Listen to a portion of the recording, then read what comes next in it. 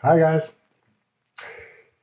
You don't take a photograph, you make it. At least that's what Ansel Adams said, and I just repeat it to sound smarter. But it's kind of true. There is to shoot with intention to make a photo, which is not a tourist snapshot. There is a little bit more to it than just snapping away. And I've been thinking about how to best do this, how to best show you how I shoot.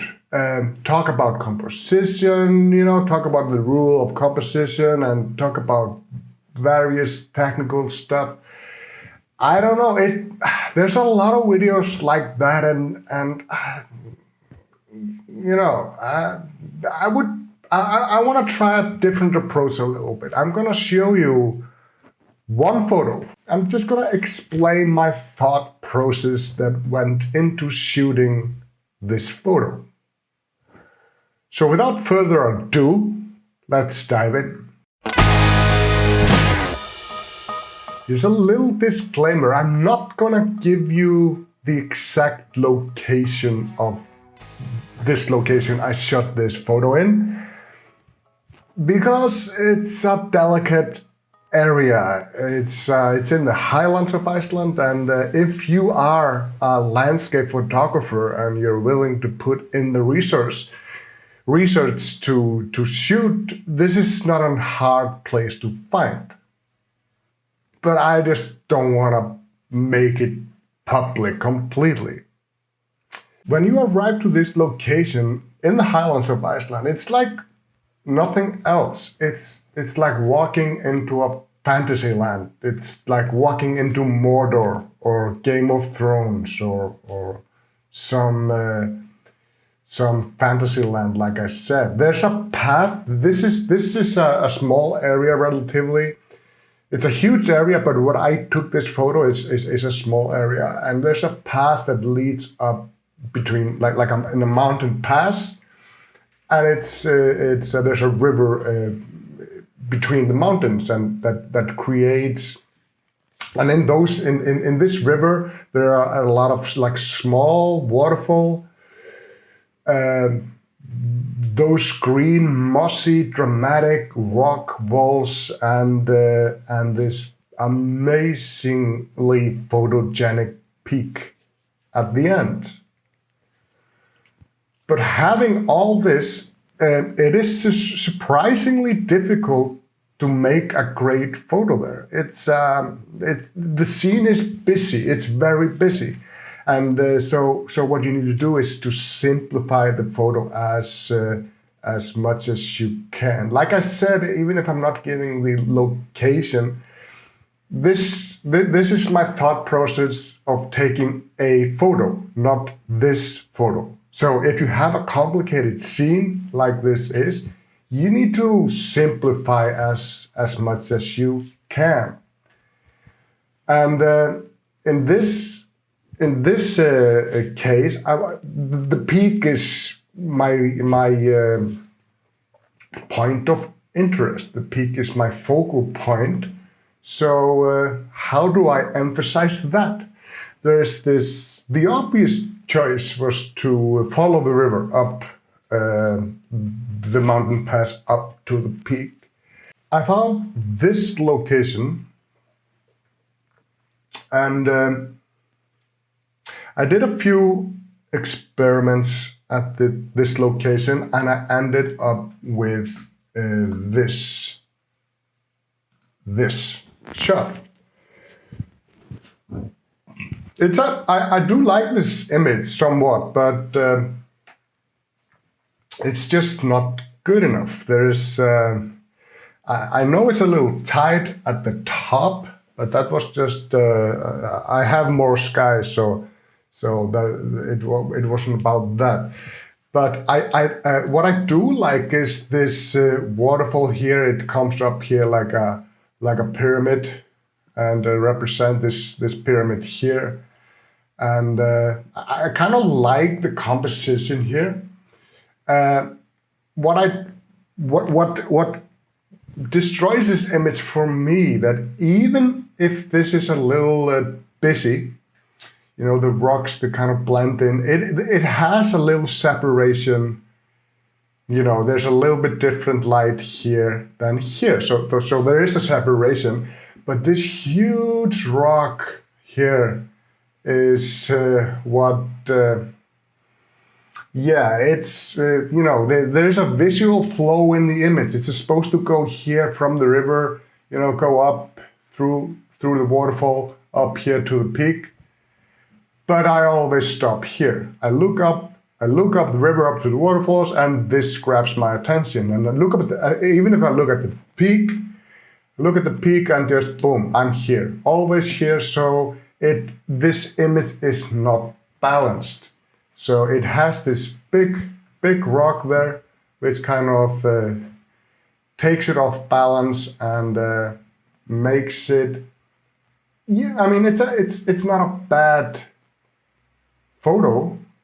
I have my point of interest. I have a really nice foreground. I have leading eyes to the peak, and you know, all in all, it's there's a lot of things that does work here in this picture, but it's just that rock that kills it for me. So at least it drove me to look further. So I went back to the drawing board and I found this location. And this is so much better. There is no like a huge boulder like the big rock in the previous scene.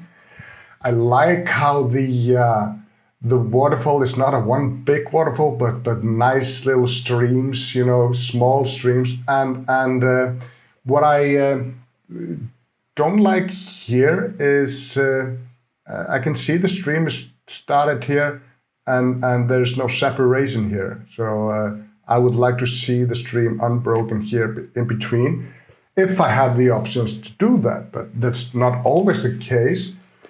But the biggest part was what was wrong with this actual photo. I feel like there's too much river, and the peak, which is the main thing, is just too small. So and that's because I'm using a wide angle lens. I'm using my 16 to 35, and I'm pointing it downwards at the waterfall. So I try to shoot wide. So that's my shot wide. And now I feel like I'm almost getting there. I like this photo. It's, you know, there are a few things I feel like I cut too much of the bottom. I like the waterfall. I would like to have seen this waterfall and, you know, and a little more space here. And also, I don't need all that rock, you know.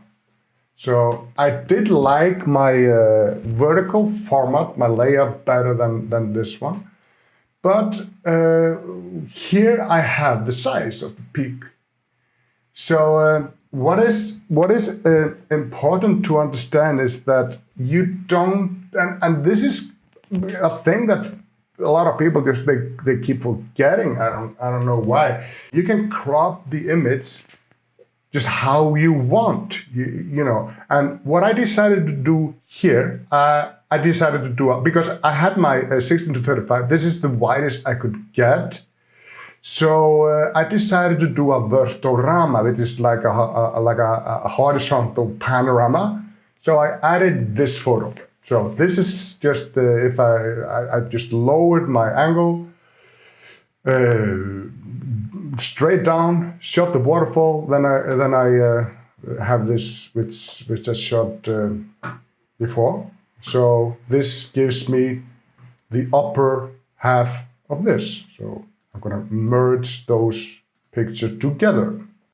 that's what I did. I edited slightly in Lightroom before because I tried to do the panel in Lightroom. It didn't work, so I had to do it in Photoshop manually. So I wanted to do as much as I could editing-wise before I turned it into a bitmap, or from a raw format to a bitmap. And this is what I got. So here it is with a little bit of editing. And it's not the final image. I'm going to show you a little bit before I show you the final image. So I mentioned I like the size of the peak here. It's really nice, and it's there is no question in my mind what is the focal point of this image. If that's confusing when you shoot, if your focal point is not clear, you definitely need to rethink it somewhat. So here it is, and everything else on this image supports that. I even got a little triangle here.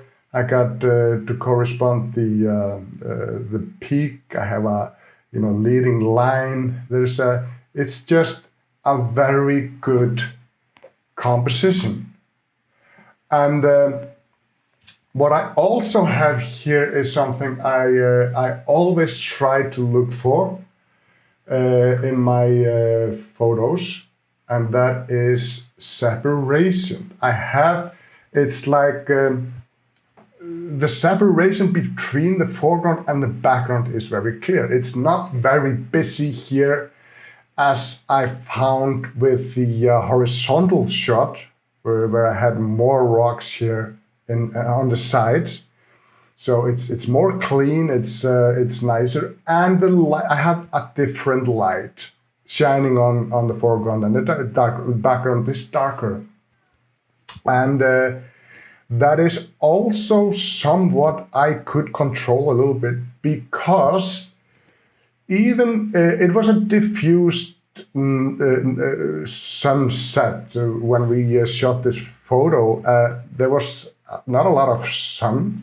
Actually, you can see the cloud is heavy, and it got from completely white and to this, it was like partly cloudy, but mostly cloudy though. So once in a while we got like a nice openings in the sky like this, and that's really nice. I did not need to bracket this shot, even if you might see that these areas here are a little dark. They are not completely black.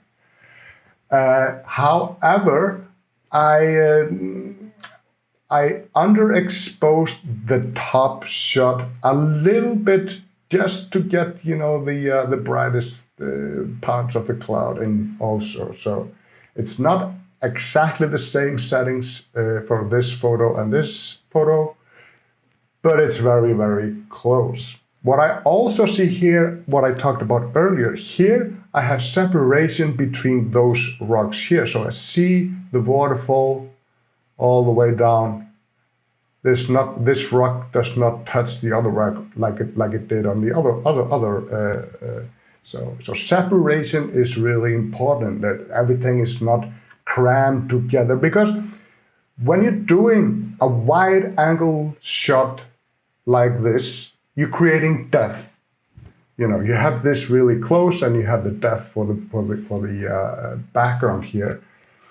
If you lose the separation here and here in these areas, if you don't have separation in your photo, you kind of lose the depth, the 3D look that you get if you're careful. It's just a matter of relocating a little bit. Taking your tripod up a little bit. These are not big movements. It's just, if you see some areas which are closed off, for example, like this, try to look, because it breaks the flow. Breaks the flow if this is closed. And even if it wouldn't kill the photo, but it certainly breaks the flow. So and you wanna try to avoid that as much as possible. What I also did, I did like the waterfall here. It's the movement of the waterfall. I can see its structure. It's not completely white, but in places like here, it's a little too much white for me. So what I did, I took another photo just for the water, and I masked in a small areas like here and maybe something here, just to, not risking having it blown out. And then I added a little bit of drama, and I ended up with this shot. And I'm really happy with this photo. And as you might have noticed, I haven't talked about camera settings at all. Because it doesn't really matter. The thing is, I was there shooting on a tripod. You have a problem and you need to solve the problem. First question I needed to ask myself, is my dynamic range good enough? So am I clipping the photo? So I was kind of touching. It wasn't clipping, but it was too close. So that's why I shot at slightly different settings. The bottom settings I shot at ISO 100 f11, and I don't remember. I think it was like an eighth of a second I shot the waterfall. So the second shot of the water was just a little bit faster, just to slow it down a little, just to have more details in the widest spot of the frame of the shot. And the top, I also underexposed a little bit from the bottom because of the clouds, because of the sky. Because with that, if I'm cutting it too short, I might be clipping. At least I won't have all the information. Like look at this yellow color I have. It did not actually look that yellow, and I did not add any color to it, but because I have the info, all the information, even the color that was just slightly visible at the scene, I can squeeze it out in post, like I've done here. And this is the result. It's just, and the thing is, at least for me, a shot like this, it takes me hours sometimes to do it. Sometimes I'm lucky, I see it immediately. I just go in there and shoot. I had to get my boots because I had to stand in the water to get that shot. Shooting it from the edges of the river, it wasn't good. That's what you will see. That most of the photos you will see from this place are shot from not in the river, and that's why most of the pictures I see from this area are just not good enough. Being the humble person I am, I will just honestly tell you that this is the best photo I have seen from this place.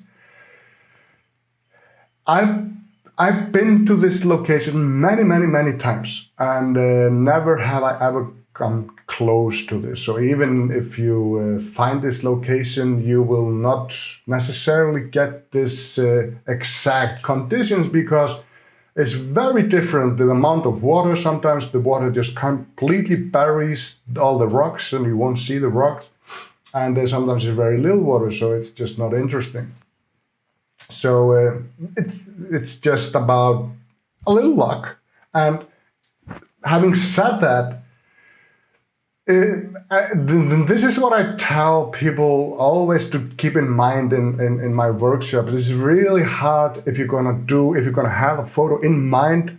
Like if you would come to my workshop and I would take you to this place and you would have this photo as a benchmark. You're gonna do this photo.